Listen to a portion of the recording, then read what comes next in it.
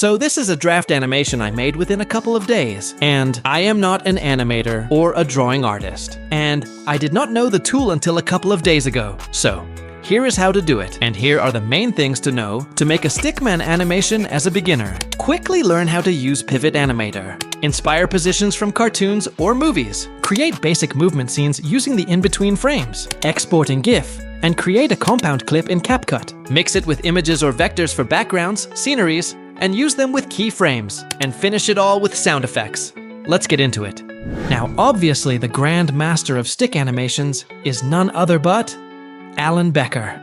His animations are one of the best in my opinion, but can a beginner also do these type of animations? Because let's face it, these animations are done frame by frame, and some people do actually draw each frame. And well, when I want to draw something, it often looks like this. So when I started searching, I found many tools. Some were too expensive, like Moho, which I guess many animators use. Some were just too complicated. And some other only work on mobile like Flip-a-Clip. But they all have one thing in common. They require you to have drawing skills. You need to draw your animation frame by frame. Then I found Pivot Animator. And this tool has many great sides. Well, first, it's totally free. Second, it already has these sticks for you to move and do your animation. That was all I needed. So is it easy to use?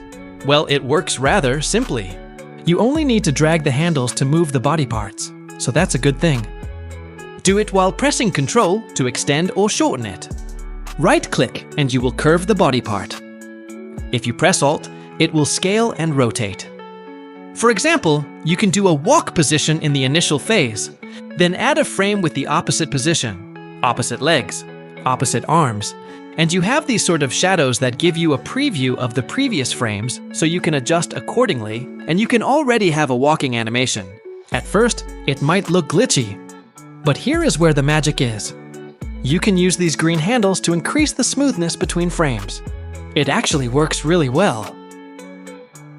You can also customize your stickman by clicking on the small pen, but that's for another time. It's much easier to import pre-made stickmans, and it works pretty well this way for a beginner. Pretty simple. Now obviously, since we can't draw, it's hard to imagine which position your character should be in. But there is a simple solution. Search for your favorite cartoons, movies, and fight scenes. You can pause it and look at what each position looks like, and that will help you articulate the character. And now, what do we actually do? Well, at this point, you need to have a good idea where you're going. I spent a lot of time exploring and testing. I animated with the background because it allowed me to have landmarks for my animation. But that puts a lot of limits to what you can do next in editing, so I found it better to work with the background for landmarks and remove it before I export my animation. That way, you can add your own backgrounds in Capcut using vector images. We'll get to that later. Talking about export, video export in MP4 does not support transparency. Now, you could try to remove the background, but it won't always work. Chroma key will also give some not very nice results. So you'll have to export in GIF. We'll get back to that later too. Now, the main idea is, prepare some basic movements with the stickman. One for walking, one for jumping, and one of each of the movements you're imagining for your scene. And for a beginner, I would recommend staying simple. Anyway, the idea is to gather these micro scenes and build your animation with other elements like backgrounds and edit the whole thing in Capcut. For example, in this scene, I'm preparing for my character to nod his head.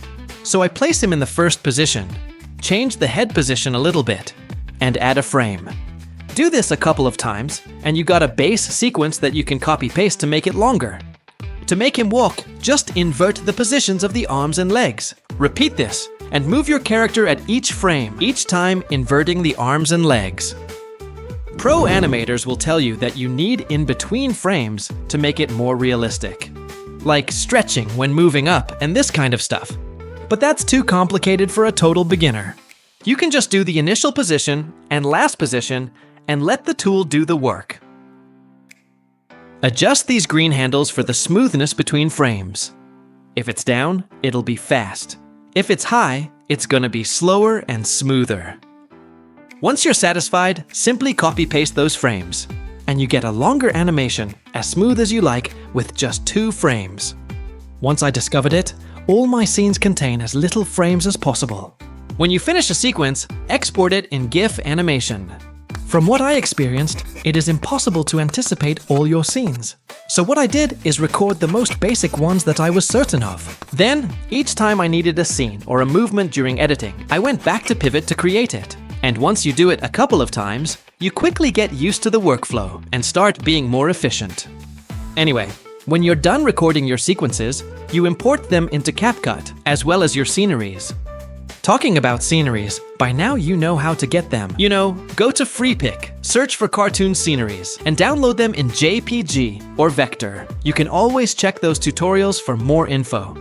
Anyway, Vector is if you want to play with foregrounds and backgrounds. Like over here. I'm bringing my scenery and my animated character, place everything accordingly, and you can play with keyframes to simulate movement. Put a keyframe at the start and finish of each element, and slide the background from right to left. You can use different speeds between the 2 backgrounds to do parallax. And there you go. That's a scene that you can group and move on to the next one. Also, an important thing to note, you can't split a GIF in Capcut. When you do that, the animation automatically resets, which is not what we want when we split a clip. So I suggest you immediately create a compound clip when you import the GIF. That way you can split and trim all you want. Now it wouldn't be an animation without sound effects. So when you're done, put them anywhere they might be useful during movement or transitions.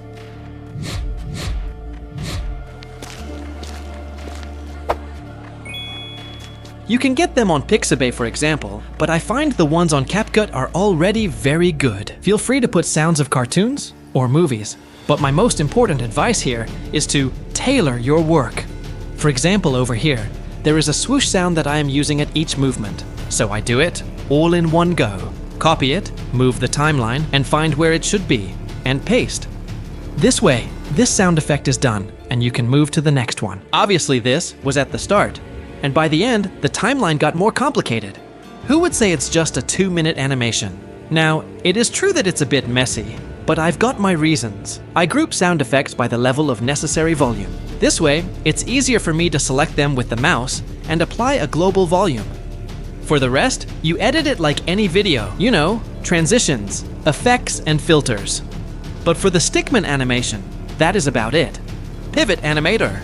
Inspire positions from cartoons or movies. Create basic movement scenes using the in-between frames. Export in GIF and create a compound clip. Mix it with backgrounds, sceneries, and keyframes. Finish it all with sound effects. And you should have a not-so-bad animation for a beginner.